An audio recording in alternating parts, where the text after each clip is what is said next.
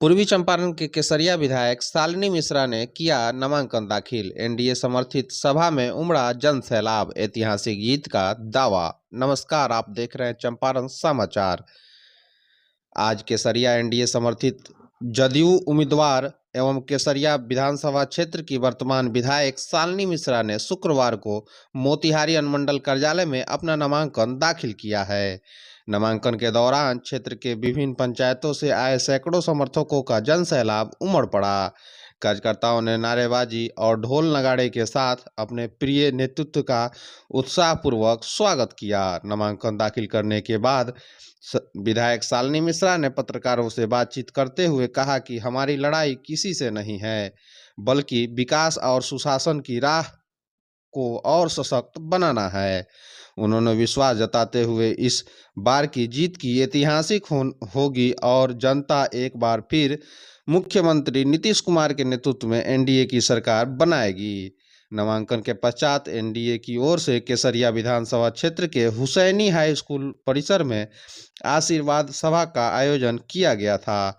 सभा में बड़ी संख्या में एनडीए के नेताओं के साथ साथ कार्यकर्ताओं की उपस्थिति रही। मंच से वक्ताओं ने एनडीए सरकार की उपलब्धि को जनता के सामने रखा और शालिनी मिश्रा को पुनः पुनः विजयी बनाने की अपील की। पूरे कार्यक्रम के दौरान क्षेत्र का माहौल पूरी तरह चुनावी रंग में नजर आ रहा था। कार्यकर्ताओं जोश और उत्साह देखने को मिल रहा था। महिलाओं और युवाओं की भी भारी भागीदारी रही, जिन्होंने एक बार फिर एनडीए के नारों से वातावरण गुंजयमान कर दिया था। केसरिया से कुंदन मिश्रा की रिपोर्ट। और बधाई देना चाहूंगी पूरे केसर से नामांकन केसरिया विधानसभा के एनडीए प्रत्याशी के रूप में हमने किया और केसरिया विधानसभा के परिवार के सदस्यों का और आदरणीय मुख्यमंत्री जी एनडीए नेतृत्व का मेरे पे आशीर्वाद है और मैं बिल्कुल जीत हम लोगों की सुनिश्चित है।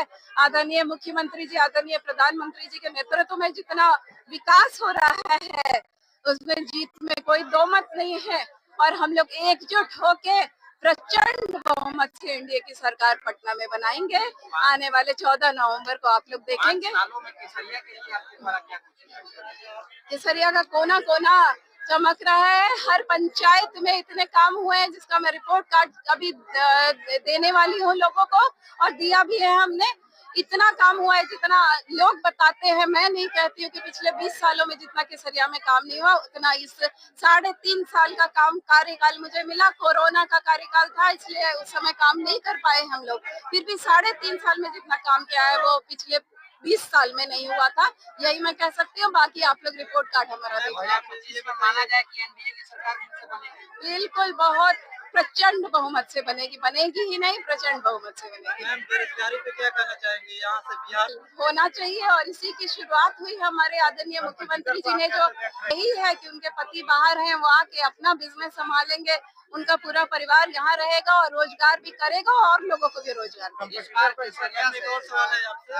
बच्चे जो है एग्जाम के समय में यहाँ केसरिया से कहीं दूर की हुई है और आशा करती हूँ कि बिहार सरकार बहुत जल्दी इस पर काम करेगी। अभी केसरिया विधानसभा में कोई कंपटीशन ही नहीं है। इतना ज्यादा डर भय था कि उम्मीदवार दे नहीं पा रहे थे।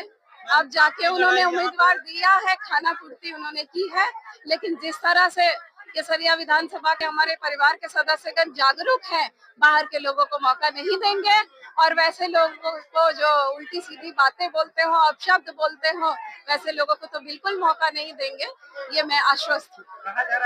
मेरा वो संस्कार नहीं है। स्वर्गीय कमला विश्वमतकर जी की बेटी हूँ। मैं इस तरह की अभद्र टिप्पणी पे कुछ जवाब नहीं देना चाहती हूँ। जिसका जो संस्कार है वैसी बात करेगा। हम आप केसरिया विधानसभा में देखिए, शालिनी मिश्रा जी जनता दल यूनाइटेड को रिप्रेजेंट करती है, नीतीश कुमार को करती हैं और एनडीए की प्रत्याशी है। साफ सुथरी इमेज है, जिन्होंने हमेशा समाज के लिए काम किया है और सभी वर्गों में, चाहे वो दलित हो, अति पिछड़ा हो, बैकवर्ड हो, फॉरवर्ड हो और अल्पसंख्यक हो, सभी समाज में इनकी बड़ी पकड़ है। इनके पिताजी ने सभी समाज के लिए काम किया है, इसलिए ये सभी समाज के दिलों पर राज करती है और मैं केसरिया की जनता को ये बधाई देने आया हूँ कि इतनी सुशील और इतनी मेहनती लीडर आपकी है और इनको भारी मतों से जिताइए। इनके सामने जो लोग हैं उनका कोई यानी सेवा का कोई उनका माजी नहीं रहा है। माजी में उन्होंने कभी सेवा नहीं किया अतीत में, और वो ऐसा कहा जाता है कि वो सामंती विचारधारा के लोगों पे अत्याचार करते हैं। इसलिए श्रीमती शालिनी मिश्रा को मजबूती के साथ सभी वर्ग के लोग आगे बढ़ करके जिताएं।